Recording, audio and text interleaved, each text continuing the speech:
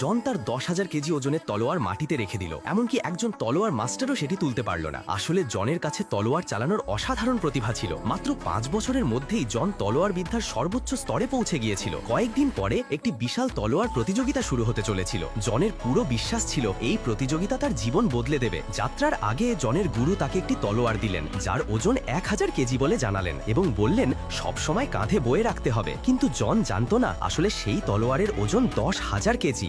প্রতিযোগিতা শুরু হলো এবং নিয়ম ঘোষণা করা হলো। প্রথম রাউন্ড, ঝরতে থাকা পাতাগুলো কাটা। যে সবচেয়ে বেশি পাতা কাটতে পারবে সেই হবে বিজয়ী। প্রথম প্রতিযোগী ছিল এক ধনী ছেলে, সে মুহূর্তে 12টি পাতা কেটে ফেলল। দ্বিতীয় প্রতিযোগী ছিল এক রহস্যময় যোদ্ধা, সে স্থির দাঁড়িয়ে রইল। তারপর হঠাৎ তলোয়ার বের করলো। তার তলোয়ারের শক্তি মুহূর্তে সব পাতা ছিন্ন ভিন্ন করে দিল। সবাই হতবাক হয়ে গেল। তৃতীয় নম্বরে জন এলো। জন তার 10,000 কেজি তলোয়ার পাতার দিকে ঘুরাল। অনেক কষ্টের পরও জন মাত্র 4টি পাতা কাটতে পারল।